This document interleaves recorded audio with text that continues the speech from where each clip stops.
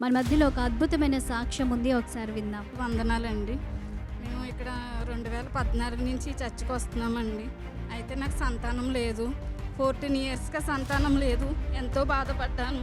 దేవుడు 2014 నుంచి అయ్యగారి చేత ఫ్రూట్స్ తీసుకుంటూనే ఉన్నాను. అబ్రహాంకి ఇచ్చిన వాగ్దానం దేవుడు నా జీవితంలో కూడా నెరవేరుస్తానన్నాడు. అట్లానే ఓపికతో ఉన్నాను.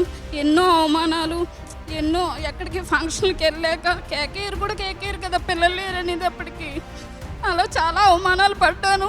పడి దేవుడు ఈ సంవత్సరంలో ఇస్తానన్న వాగ్దానం నెరవేర్చాడు. అన్నీ షుగరు అవి కొంచెం థైరాయిడ్ అయ్యి ఎక్కువ ఉంది, కానీ అయ్యగారు ఒకటే మాట చెప్పారు, అన్నీ నార్మల్లో వస్తాయి పో అన్నారు. అన్నీ చాలా 40 ఉంది థైరాయిడ్, 40 ఉండాల్సిన థైరాయిడ్ 9లోకి వచ్చేసింది. షుగర్ కూడా చాలా కంట్రోల్లోకి వచ్చింది. అంతా అయ్యగారు ప్రార్థన వల్ల జరిగింది. ఎంతగానో సఫర్ అయ్యాము. దేవుడు మళ్ళీ ఆర్థికంగా చాలా, మేము అసలు ఎలా ఉండేవాళ్ళమంటే ఎన్నో హాస్పిటల్ తిరిగిన హాస్పిటల్ అంటూ లేదు. చాలా హాస్పిటల్ తిరిగాము, కానీ IVF చేయించుకోమన్నారు. కానీ నేనైతే అంత డబ్బులు అయితే పెట్టలేను దేవా, పెట్టినా కానీ ఏమో చెప్పలేమన్నారు. కానీ నేను అంత పెట్టలేను దేవా, ఇస్తే నీ ద్వారానే ఇవ్వాలి, లేకపోతే లేదు, లేకపోతే ఎవరినైనా పెంచేసుకుందామని ఈ సంవత్సరమే నేను డిసైడ్ అయ్యాను కూడా. కానీ దేవుడు ఈ సంవత్సరం నా పట్ల, నూతన సంవత్సరంలో నా పట్ల గొప్ప కార్యం చేశాడు.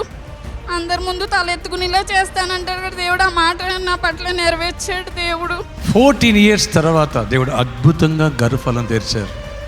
ప్రభువుకే మహిమ కలుగును గాక. ఆమేన్. ఎన్నో హాస్పిటల్కి వెళ్తే నీ పిల్లలు పుట్టరని చెప్పేశారట. ఏ ఫంక్షన్కి వెళ్ళాలన్నా అవమానాలు, నిందలు, హేళనట. ఆ బిడ్డలు చెప్పారు, అసలు ఫంక్షన్కి మేము మానేసాం, కురింగిపోయాం, ఆర్థికంగా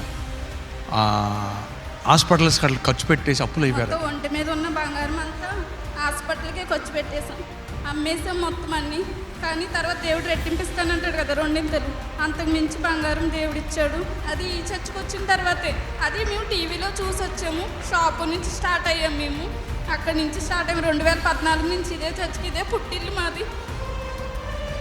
నాకు మొన్న చెల్లి చెబుతుంది, అన్న నాకు ఎవ్వరు లేరు, అమ్మ అయినా నాన్నైనా, మీరు అమ్మగారు, ప్రశాంత్ అన్న, మీ కుటుంబమే అన్న, నన్ను ఆదరించేవాళ్ళు, ధైర్యపరిచేవాళ్ళు లేరు. దేవుడిని చూస్తూ మిమ్మల్ని చూస్తూ బతికేస్తానన్న. ఇప్పుడు నాకు అద్భుతంగా గర్భఫలం ఫస్ట్ మీకు చెప్పిన తర్వాత ఎవరికైనా చెప్పాలని వచ్చానన్న. ఆ తమ్ముడు కూడా కళ్ళం నీళ్ళు పెట్టుకుని వచ్చి మనం స్పాన్సర్ చేశారు.